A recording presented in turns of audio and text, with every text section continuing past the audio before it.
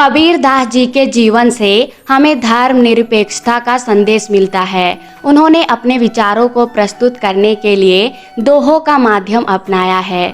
कबीरदास जी के दोहे में अनन्य ज्ञान छिपा हुआ है, जिन्हें हम पढ़कर अपने ज्ञान में वृद्धि कर सकते हैं। इसके साथ ही अगर हम अपने जीवन में उनका अनुसरण करते हैं तो हमारे अंदर कोमलता और सुशीलता जैसे महान गुण भी समाहित हो जाते हैं। आज हम आप लोगों के साथ कबीरदास जी के सभी दोहों का संकलन प्रस्तुत कर रहे हैं। आप अपने कीमती सुझाव हमें कमेंट के माध्यम से जरूर बताएं। इससे हमें आप लोगों की रुचि के बारे में पता चलता है, जिससे हम आपके लिए अन्य रुचिकर वीडियोस बना सके। राधे राधे दोस्तों, स्वागत है आपको हमारे चैनल LK मोटिवेशनल पर। कबीरदास जी के दोहे अत्यंत ज्ञानवर्धक हैं, जिनमें गागर में सागर भरने का प्रयास किया गया है। हम आपको यहाँ पर कबीर के दोहे के साथ हिंदी अर्थ में भी आप लोगों के साथ साझा करेंगे, जिससे आपको सभी दोहों का वास्तविक अर्थ समझने में आसानी होगी। गुरु गोविंद दो खड़े काके लागू पाँव, बलिहारी गुरु आपने गोविंद दियो बताए। अर्थात इस दोहे में कबीरदास जी कहते हैं कि अगर हमारे सामने ईश्वर और गुरु एक साथ खड़े हों तो हमें किसके चरण स्पर्श करने चाहिए। गुरु ने अपने ज्ञान के द्वारा ही हमें ईश्वर से मिलने का रास्ता बताया है, इसीलिए गुरु की महिमा ईश्वर से ऊपर है। इसीलिए हमें पहले गुरु के चरण स्पर्श करना चाहिए। जाति न पूछो साधु की, पूछ लीजिए ज्ञान, मोल करो तलवार का, पड़ा रहन दो म्यान। अर्थात इस दोहे में कबीरदास जी कहते हैं, सज्जन पुरुष की जाति नहीं पूछनी चाहिए, बस उसके ज्ञान को समझना चाहिए, जैसे कि तलवार का मूल्य होता है, न कि उसके म्यान का। धीरे धीरे रे मना, धीरे सब कुछ होए, माली शीशे सो घड़ा, ऋतु आए फल होए। अर्थात कबीरदास जी कहते हैं कि धैर्य का फल मीठा होता है, इसीलिए मन में धीरज रखने से सब कुछ होता है। अगर कोई माली किसी पेड़ को 100 घड़े पानी से सींचने लगे, तब भी फल तो ऋतु आने पर ही लगेगा। तीन का कबहू न नींदिए, जो पावंतर होए, कबहू उड़ी आखन पड़ी, तो पीर घनेरी होए। अर्थात कबीर जी कहते हैं कि एक छोटे से तिनके की भी कभी निंदा न करो, जो तुम्हारे पाँव के नीचे दब जाते हैं। यदि कभी वह तिनका उड़कर आँख में आ गिरे तो कितनी गहरी पीड़ा होती है।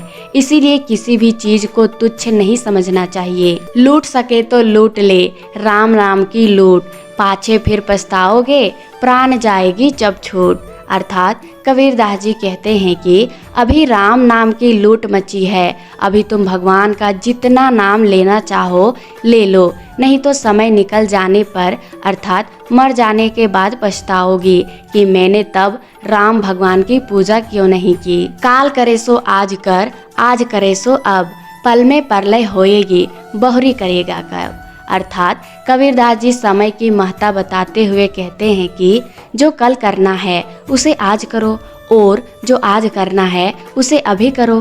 कुछ ही समय में जीवन खत्म हो जाएगा, फिर तुम क्या कर पाओगे। माला फेरत जुग भुया, फिरा न मन का फेर, कर का मन का डार दे, मन का फेर। अर्थात कोई व्यक्ति लंबे समय तक हाथ में लेकर मोती की माला तो घुमाता है, पर उसके मन का भाव नहीं बदलता, उसके मन की हलचल शांत नहीं होती।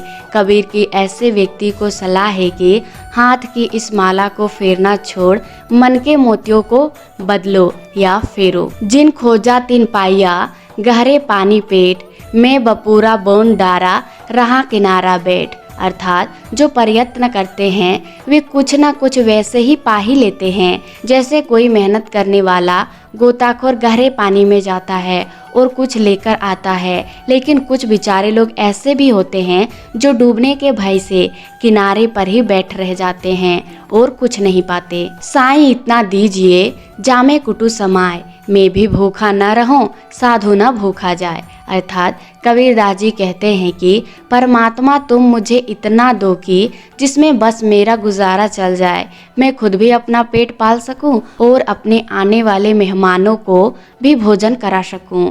दुख में सुमिरन सब करे, सुख में करे न कोई, जो सुख में सुमिरन करे, दुख काहे को होय। अर्थात कबीरदास जी कहते हैं कि दुख के समय सभी भगवान को याद करते हैं, पर सुख में कोई नहीं करता। यदि सुख में भी भगवान को याद किया जाए तो दुख ही नहीं होगा।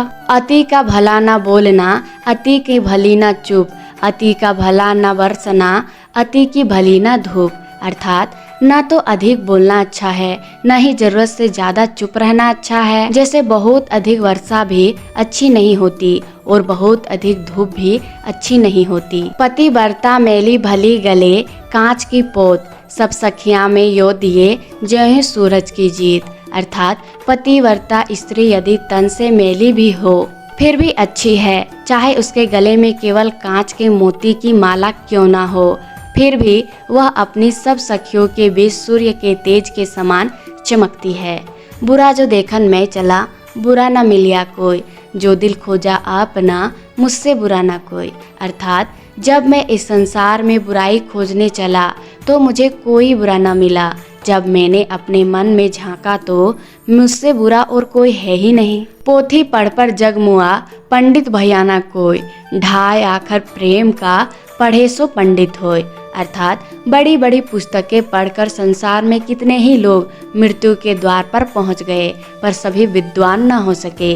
कबीर मानते हैं कि यदि कोई प्रेम या प्यार के केवल ढाई अक्षर ही अच्छी तरह पढ़ ले, अर्थात प्यार का वास्तविक रूप पहचान ले, तो वही सच्चा ज्ञानी होता है। साधु ऐसा चाहिए जैसा सूप सुभाए, सार सार को गही रहे, थोथा दे उड़ाए। अर्थात इस संसार में ऐसे सज्जनों की जरूरत है जैसे अनाज साफ करने वाला सूप होता है, जो सार्थक को बचा लेंगे और निरर्थक को उड़ा देंगे। देह धरे का दंड है, सब काहों को होय, ज्ञानी भुगते ज्ञान से, अज्ञानी भुगते रोय। अर्थात देह धारण करने का दंड भोग या प्रारब्ध निश्चित है, जो सबको भुगतना होता है। अंतर इतना है कि ज्ञानी या समझदार व्यक्ति इस भोग को, दुख को समझदारी से भोगता है, निभाता है, संतुष्ट रहता है, जबकि अज्ञानी रोते हुए दुखी मन से सब कुछ झेलता है। कबीर हमारा कोई नहीं, हम काहू के नाही, पारे पहुँचे नाम ज्यों, मिलके बछोरी जाहीं। अर्थात इस जगत में न कोई हमारा अपना है और न ही हम किसी के। जैसे नाव के नदी पार पहुँचने पर उसमें मिलकर बैठे हुए सब यात्री बिछुड़ जाते हैं, वैसे ही हम सब मिलकर बिछुड़ने वाले हैं। हम सब सांसारिक संबंध यही छूट जाने वाले हैं। मन मैला तन उजला, बगुला कपटी अंग, तासों को कौआ भला, तन मन एक ही रंग।